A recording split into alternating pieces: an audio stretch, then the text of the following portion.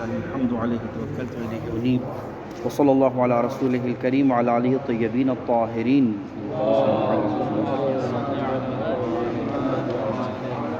الأمر الرابع امتناع أخذ القطع بحكم في موضوع نفسه أو مثله أو ضده.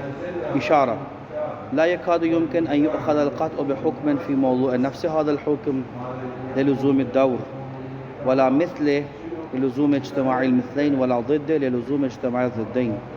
لم يصح أخذ القطع بمرتبة من الحكم في مرتبة أخرى منه أو من مثله ومن ضده.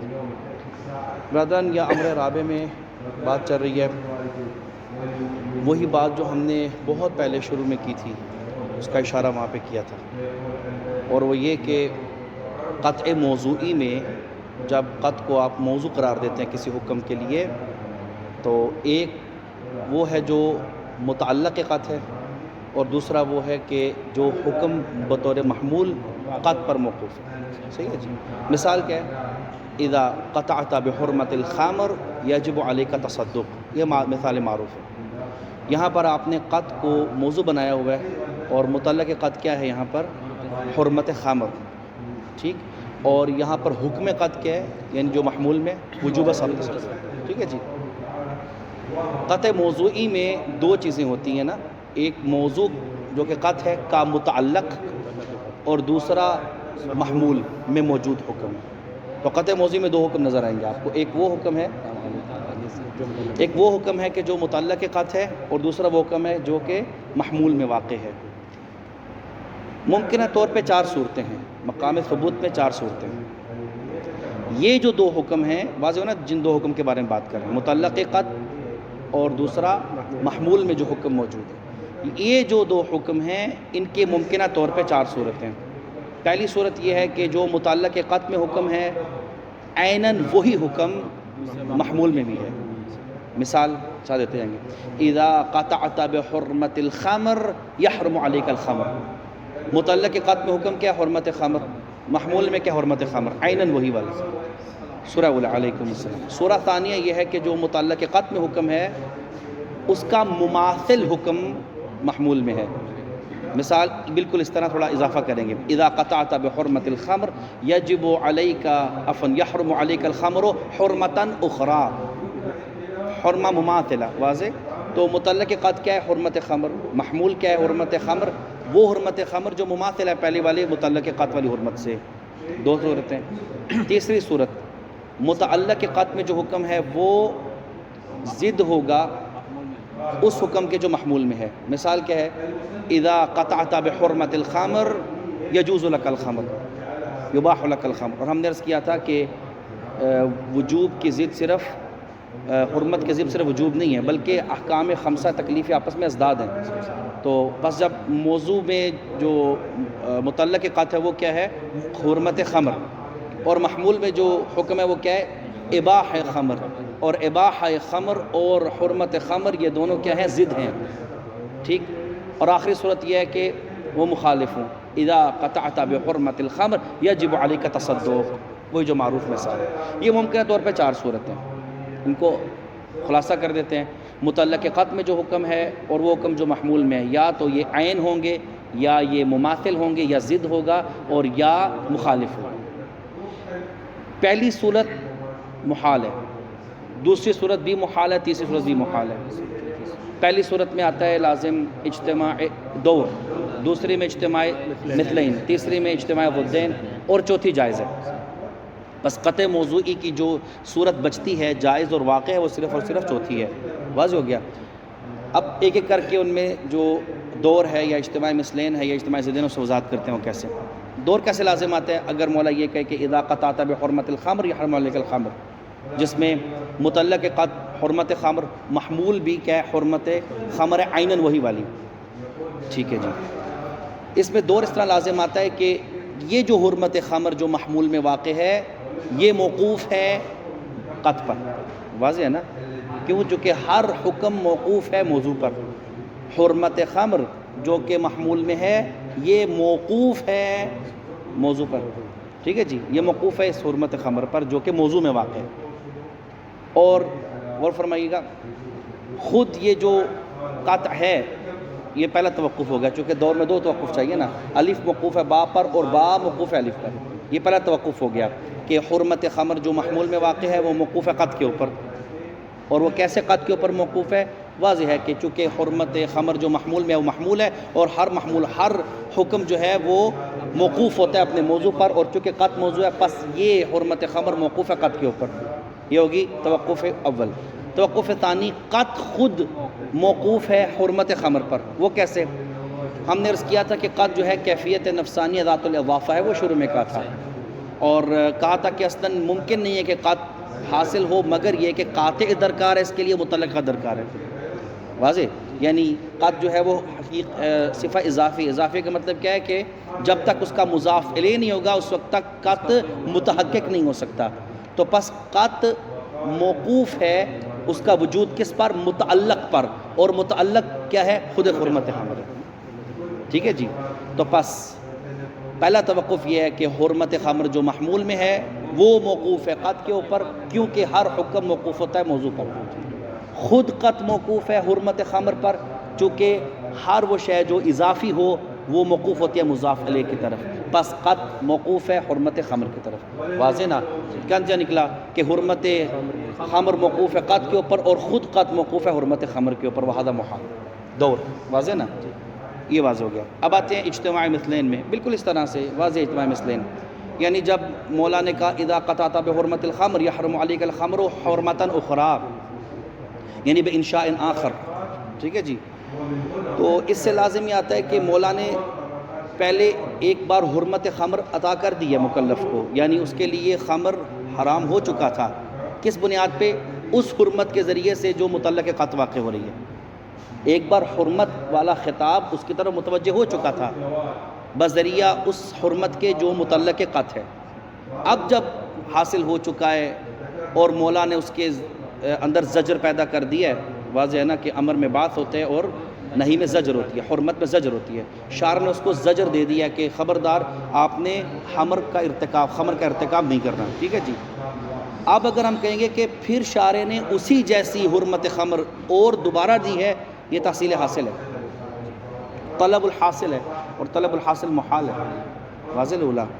ایک بار جب شارع نے اس کو خمر کی حرمت دے دی اور فعلی ہوگی وہ حرمت موجود ہے اس کے پاس، تو پھر دوبارہ اسی جیسی دے گا تو پھر اس کا مطلب بنے گا کہ ایک ہی وقت میں ایک شخص پر دو مثل اکٹھے ہو رہے ہیں، اور یہ ہم منطق میں ثابت کر چکے ہیں کہ ایک ہی محل پر ایک ہی آن میں مثلین کا جمع ہونا محال ہے، ارجو واضح؟ یہ واضح۔ اب رہ گیا اجتماع ضدین، مثال کیا تھی؟ اذا قطعت بحرمت الخمر یباح لک الخمر، اور ہم نے کہا تھا کہ حرمت خمر اور اباح خمر یہ آپس میں کیا ضد ہیں، چونکہ احکام خمسہ سارے دوسرے کی ضد ہوتی ہیں، خوب یہ کیوں نہیں ہو سکتا، یہ کیوں محال ہے؟ اس لیے کہ جب شارع نے کہا کہ آپ کے لیے خمر حرام ہے، اس کا مطلب ہے شارع نے زجر دیا اور اس کے لیے حرمت خمر کو فعلی کر دیا، اب شارع اسی وقت اسی لحظے اسے کہہ رہا ہے کہ تم پہ حرام نہیں ہے، اسے کیا لازم آتا ہے؟ ایک ہی وقت میں شارع کے لیے خمر کی حرمت مطلوب ہے اور اسی وقت میں غیر مطلوب ہے، اجتماع نقیض ہے نا حقیقتاً بالدقہ ہی ہے، لیکن ہم اسے کیا کہیں؟ اجتماع ضدین، یعنی ایک ہی وقت میں شارع اسے حرمت بھی دے اور اسی وقت میں اسی آن میں اس کو اباحت بھی، جواز بھی دے اس کو، اور حرمت اور اباحت آپس میں ضدین ہے، تو گویا شارع اس کے نسبت ضدین کو جمع کرے، بس اجتماع ضدین لازم آتا ہے، اور معلوم ہے کہ جس طرح ہم اجتماع مثلین باطل ہیں اس طرح اجتماع ضدین بھی باطل ہے، بس خلاصہ یہ نکلا کہ پہلی تین صورتیں محال ہے عقلاً، ملاحظہ کیجیے عبارت،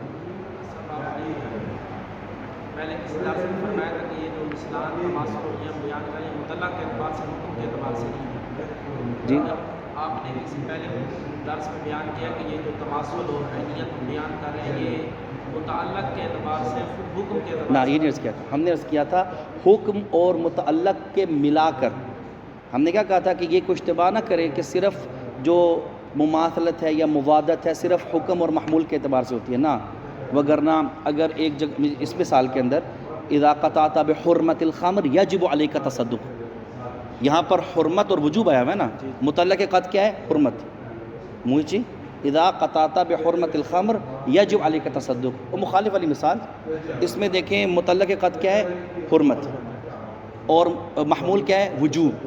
اب کوئی بندہ سوال کرے گا نا یہاں پر بھی تو ضدین ہے، وجوب اور حرمت، یعنی متعلق قط جو ہے حرمت ہے اور محمول کیا ہے؟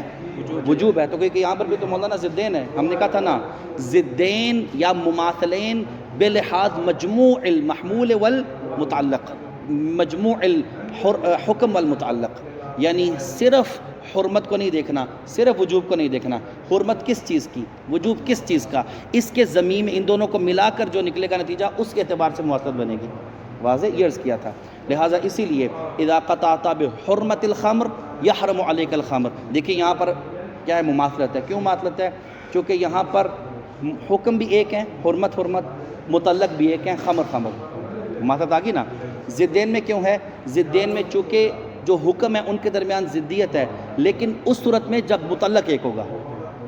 واضح. اذا قطعت بحرمت الخمر یباح لک الخمر. یہاں پر دونوں کا متعلق کیا ہے اصل میں؟ خمر خمر. متعلق قط کہہ رہا ہے کہ اس کے اوپر حرمت ہے خمر کے اوپر، اور محمول کہہ رہا ہے اس کے اوپر اباحہ ہے. تو ہم نے یہاں پر جو ان دونوں کے درمیان ضدیت کا فیصلہ کیا نکالا وہ بلحاظ مجموع الحکم والمتعلق ہے. واضح. خوب خلاصہ کیجیے عبارت. اشارہ لا یکاد یمکن ان یؤخذ القطع بحکم فی موضوع نفس هذا الحکم. لا یکاد یمکن محال ہے، نفی کر رہے ہیں امکان کی، محال ہے، نہیں ہو سکتا کہ قطع کو قرار دیا جائے القطع بحکم. یہ پہلے حکم سے مراد کون سا حکم ہے؟ جو متعلق قطع ہے. احسنتم. قطع بحکم کو قرار دیا جائے فی موضوع، یعنی اسے موضوع قرار دیا جائے نفس هذا الحکم.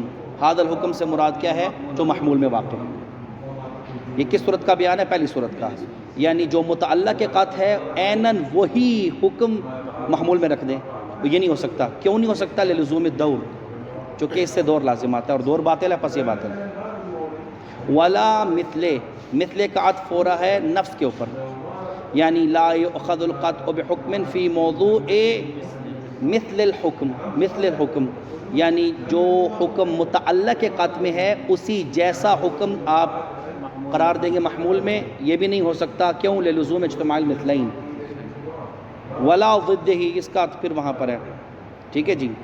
ولا مثل الحکم، ہی کے ضمیر حکم کی طرف جا رہی ہے. ولا ضد الحکم المأخوذ فی القطع، یعنی وہ حکم جو متعلق قطع ہے، یہاں پر جو ضد ہی کے ضمیر کہاں جا رہی ہے؟ اس حکم کی طرف جو قطع کے بعد ہے. یعنی ممکن نہیں ہے کہ حکم قطع بحکم کو موضوع قرار دیا جائے اس حکم کا کہ جو حکم ضد ہے کس کے؟ اس حکم کے جو متعلق قطع ہے. تو بس ضد ہی کی ضمیر کہاں جا رہی ہے؟ ہی کی ضمیر وہ حکم جو متعلق قطع میں ہے. بس عبارت اس کی یوں ہے مثلا ان یؤخذ القطع بحکم فی موضوع حکم مضاد لحکم متعلق القطع. واضح ہوگی برادران؟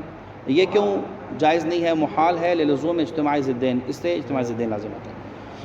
اس کے بعد مصنف نے یہ مطلب اگر آپ کو معلوم ہو تو مصنف پیچھے بھی اشارہ کر چکے اس مطلب کی نسبت. جب قطع موضوع اور طریقے کا بیان کیا تھا تو وہاں پہ یہ بیان کیا تھا ضمناً. اصل میں یہاں پر ایک مقدمہ بنا رہے ہیں اصل بحث کی طرف کہ آیا ظن موضوعی درست ہے یا نہیں، اس کی کیا صورت ہے، اس کے لیے بحث چل رہی ہے. اس سے پہلے مصنف ایک نقطہ بیان کرتے ہیں خود قطع کے مسئلے میں. کہا کہ آپ نے فرمایا کہ متعلق قطع میں جو حکم ہے اور محمول میں جو حکم ہے یہ دونوں مماثل نہیں ہو سکتے. یہ بھی آپ نے کہا چونکہ اجتماع مثلین لازم آتا ہے. مستشکل کہتے ہیں، میں آپ کو مثال دیتا ہوں ایک، اور مثال بھی وہ ہے جو اکثر فقہا مانتے ہیں بلکہ اجماعی ہے تقریباً، کیونکہ اس کے اوپر نصوص صریحہ موجود ہے. مثال یہ ہے فقہ میں اذا علمت بقصر الصلاة بوجوب قصر الصلاة فی السفر یجب علیک القصر. یہاں پر دیکھیے دوبارہ دہراتا ہوں، اذا علمت، اذا قطعت بوجوب صلاة القصر فی السفر یجب علیک القصر فی السفر. یہ فتویٰ ہے جمہور فقہا کا. آپ کہتے ہیں کہ قطع موضوعی میں متعلق قطع اور محمول ایک جیسے مماثل نہیں ہو سکتے. یہاں پر تو ہوئے ہیں. کیا ہے متعلق قطع؟ وجوب قصر فی السفر. موچی متعلق قطع. حکم کیا ہے؟ وجوب قصر فی السفر. نفس الشیء.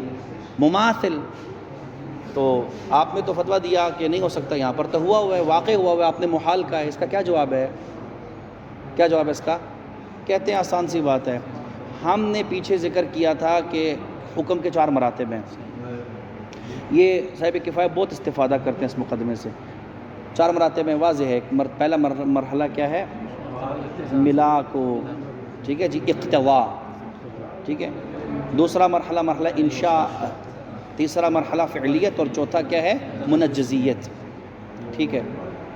خوب، اور غور فرمائیے گا، کہا کہ ہم نے جو کہا نا کہ متعلق کے قط میں جو حکم ہے اور محمول میں جو حکم ہے وہ مماثل نہ ہو، اس میں ایک اضافہ کرنا بھول گئے، وہ بھی اضافہ کر دیتے ہیں۔ اگر تو متعلق کے قط میں جو حکم ہے اس کا مرتبہ اور محمول میں جو حکم ہے اس کا مرتبہ ایک ہو تو محال ہے، اور اگر ان کا مرتبہ الگ الگ ہو ولو حکم ایک جیسے ہوں تو محال نہیں ہے۔ یعنی کیا مطلب؟ آسان یہ جواب یہ ہوا، اذا قطعت بوجوب القصر انشاء فی مرحلۃ الانشاء ہاں یجب علیک القصر فی الفعلیہ۔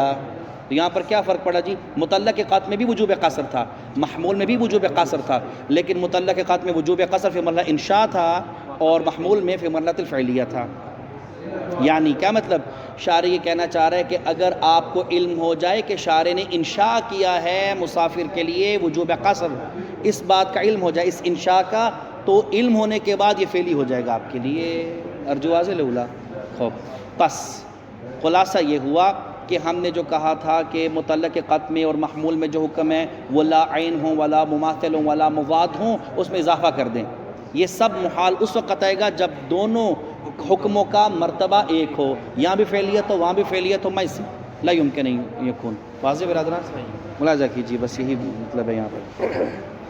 نعم یصح اخذ القطع بمرتبۃ من الحکم، ہماری مثال میں متعلق قط کا مرتبہ انشائی تھا، فی مرتبۃ اخری من الحکم، یہاں پر منہو کے ضمیر جاری حکم کی طرف، حکم سے مراد کون سا ہے؟ وہ حکم جو محمول میں واقع ہے، یعنی جو متعلق قط میں مرتبہ حکم تھا وہ تھا انشائی، اور جو مرتبہ محمول والے حکم میں تھا وہ کیا تھا؟ فعلی، ٹھیک ہے جی۔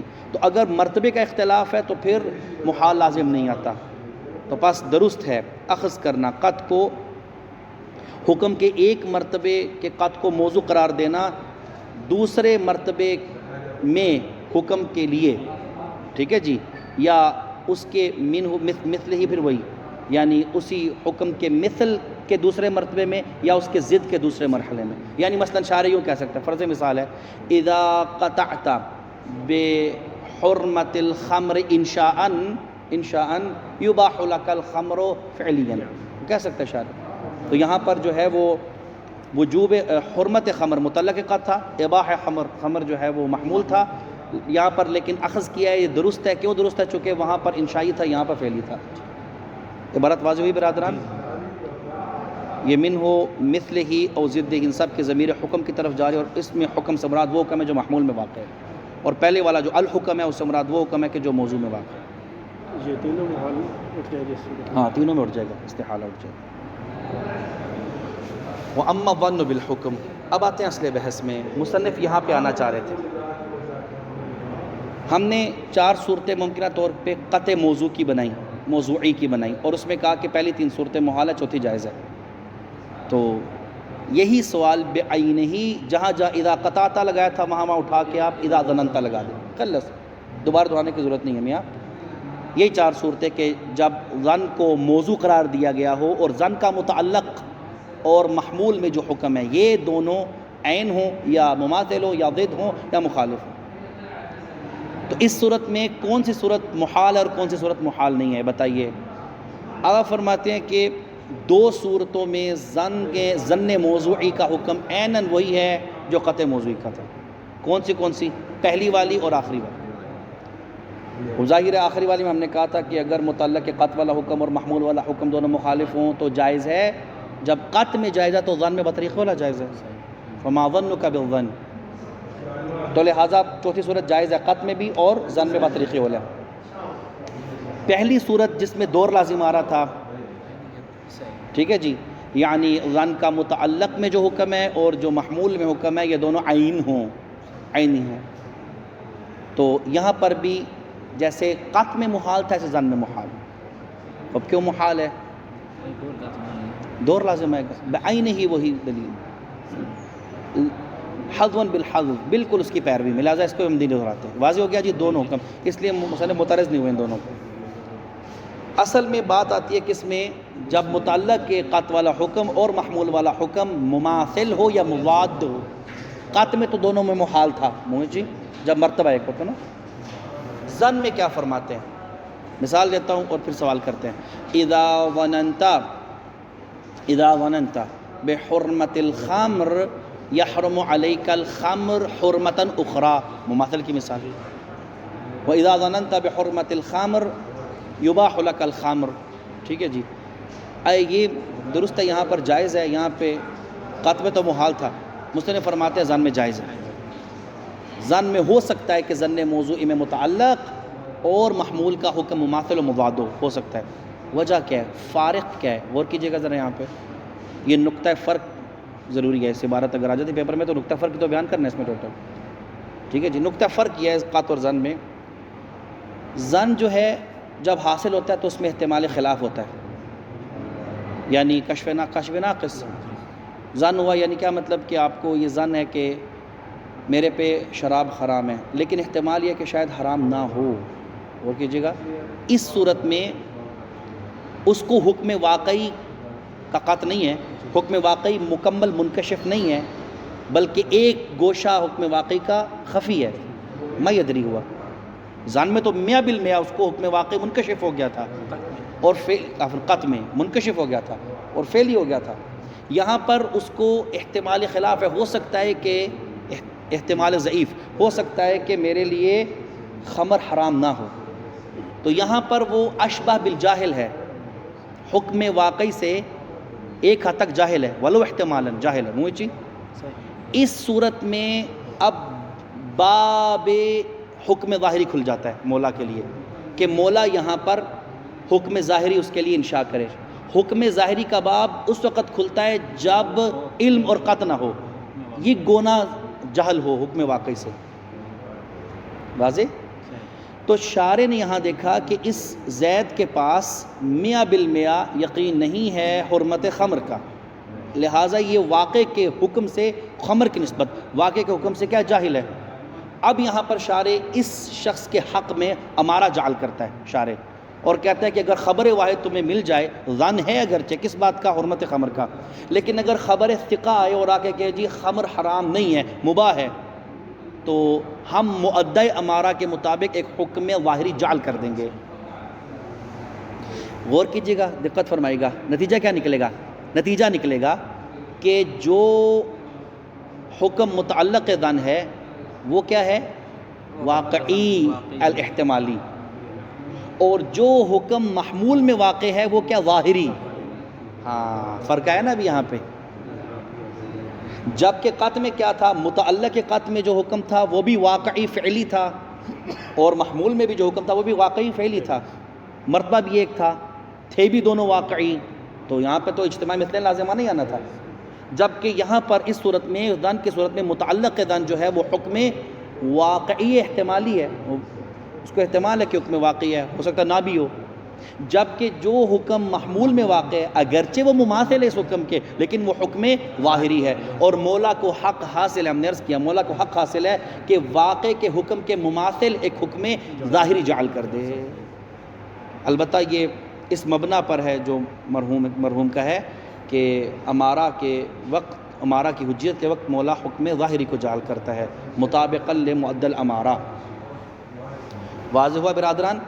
تو پس یہاں پر متعلق قط حکم واقعی احتمالی، اور جو محمول والا حکم ہے وہ حکم ظاہری ہے، اور چونکہ یہاں پہ ایک گنا ان میں اختلاف آ گیا ہے، بالنتیجہ و بالحقیقہ کأنہ لیس شیء واحد و مماثل، ارجو واضح، اس نقطے کی وجہ سے مولا کے لیے ممکن ہے کہ وہ حکم مماثل کو اس کے لیے جعل کرے یا حکم مضاد کو اس کے لیے جعل کرے۔ یہ بات ہونے کے بعد ایک تنبیہ ذہن میں رکھیے گا، یہاں پر جو ظن مراد ہے اذا ظننت جو ظن موضوعی ہے، اس ظن سے مراد وہ ظن ہے جو امارہ کے ذریعے سے حاصل نہیں ہوا ہے، ظن شخصی، اما وہ امارہ کی برکت سے حاصل نہیں ہوا۔ کیوں؟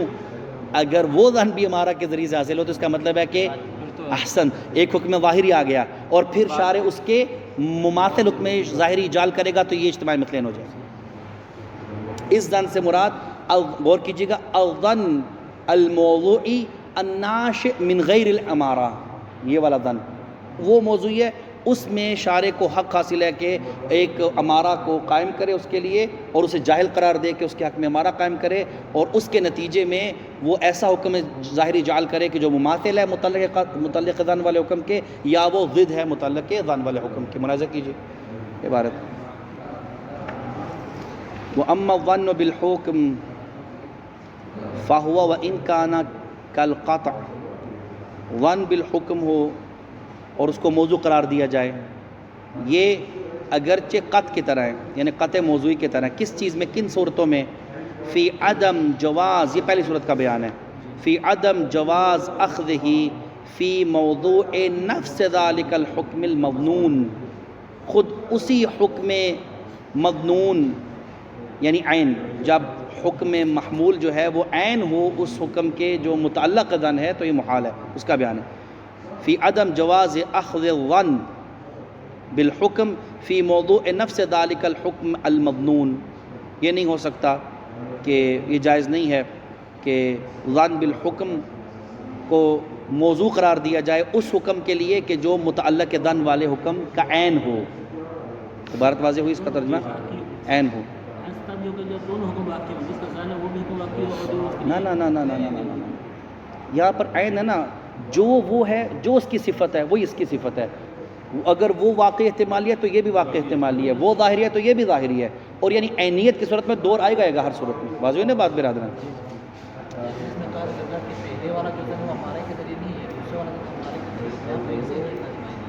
کیا لازم آئے گا؟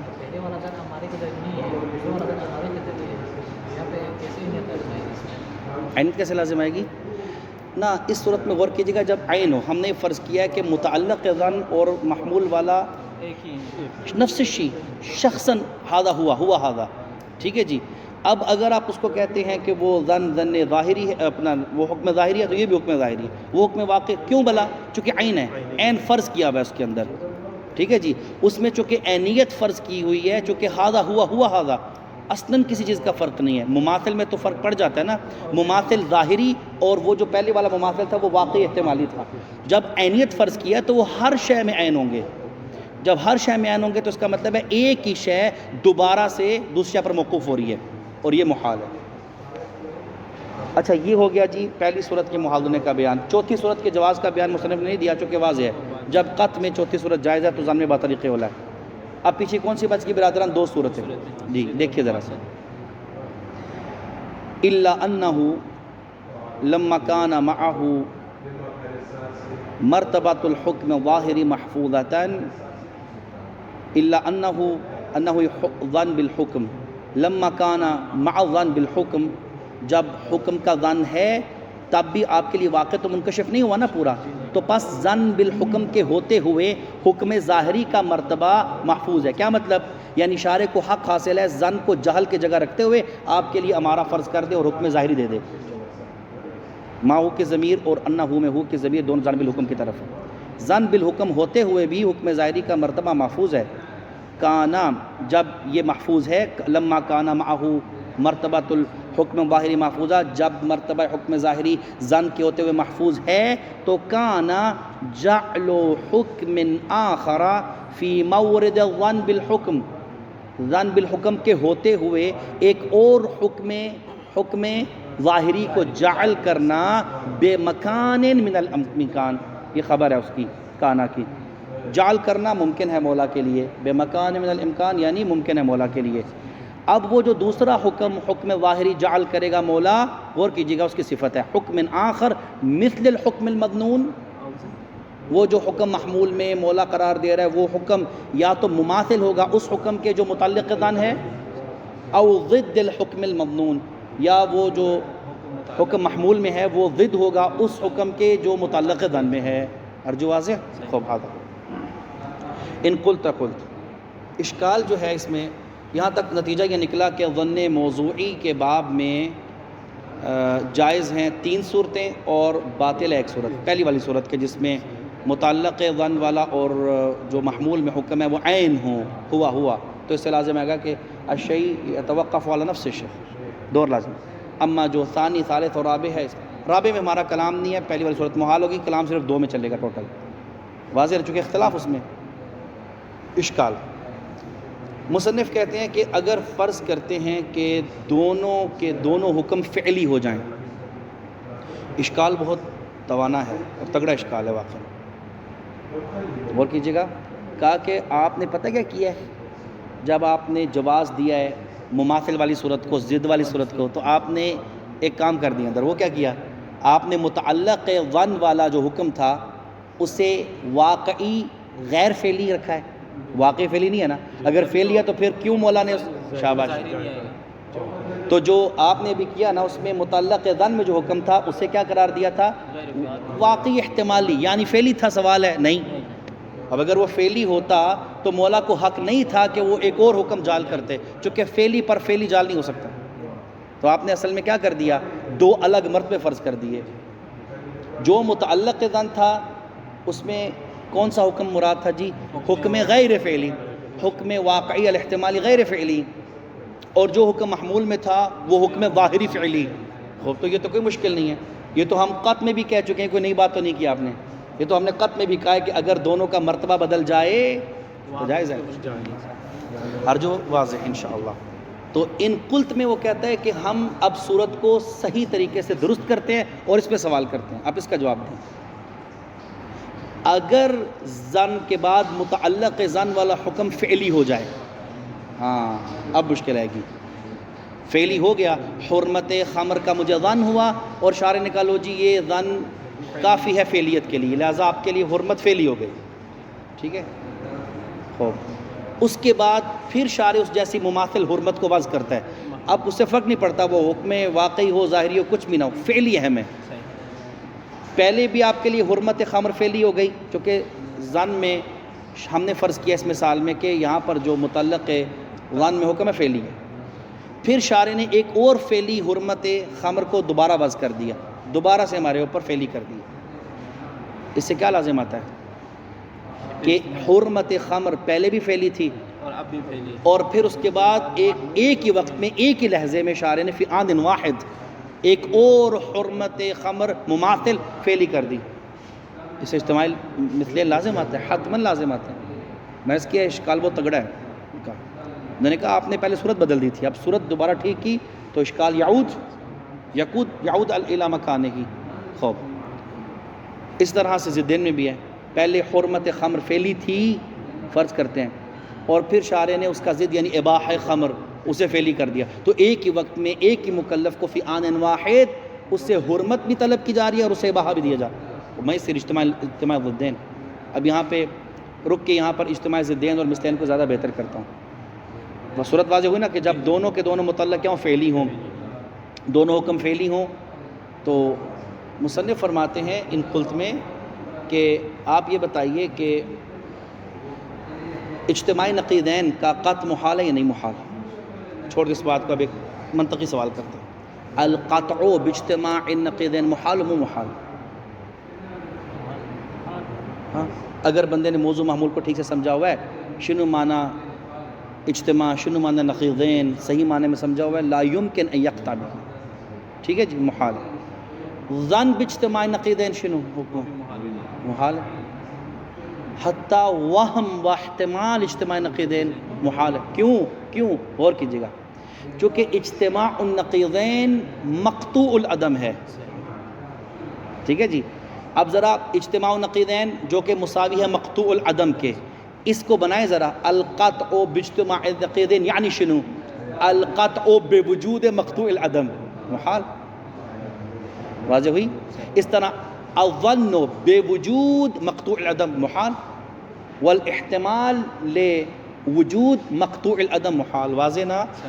اس سے زیادہ میرے حل بیان کرنے کی ضرورت نہیں، کافی ہے یہ۔ پس جو چیز بحد ذات ہی محال ہو اس کے وجود کا جس طرح قط محال ہوتا ہے، ظن و احتمال بھی محال ہوتا ہے، وگرنہ کیا لازم آتا ہے؟ ایک ہی وقت میں ایک ہی شے کے کا عدم بھی قطعی ہے اور اس کا وجود بھی قطعی ہے، عدم بھی قطعی ہے اور اس کا ظن بھی قطعی، اس کا عدم بھی قطعی ہے اور اس کے وجود کا ظن، اس کا عدم بھی قطعی ہے اور اس کے وجود کا احتمال بھی ہے، اور معلوم ہے کہ یہ محال ہے، چونکہ اگر اس کے عدم کا قطع ہے اس کا مطلب ہے کہ اس کے خلاف کا نہ قط ہو سکتا ہے، نہ ظن ہو سکتا ہے، نہ قط کا ہی مطلب ہے نا۔ جی جی جی قط کا مطلب ہے کہ جب آپ کو ایک طرف کا قط ہو جائے اس کا مطلب ہے طرف ثانی یسقط رأسا، لا یوجد فی الطرف الثانی لا قطع ولا ظن ولا حتی احتمال۔ موچی جب یہ واضح ہوا تو اشکال وارد ہے مستشکل کا، وہ کہتا ہے کہ اب جو ہے وہ جب حکم فعلی حرمت خمر آ گیا اور پھر اس جیسا مماثل دوبارہ ایک ہی وقت میں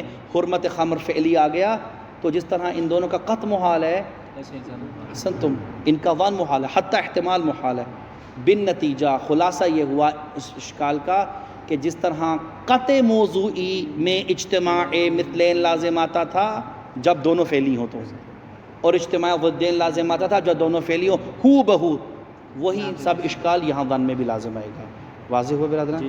اشکال دیکھیے گا، ان قلت ان کان الحکم المتعلق به الظن، ظن یہ فاعل متعلق کا، بہی کے ضمیر جاری الف لام موصول کی طرف وسمت حکم ہے، یعنی وہ حکم کے ظن جس کے متعلق ہے، یعنی وہی حرمت خمر جو متعلق ہے ظن ہے، اگر وہ بھی فعلی ہو، دیکھیے فعلین ایضاً کیوں کہا؟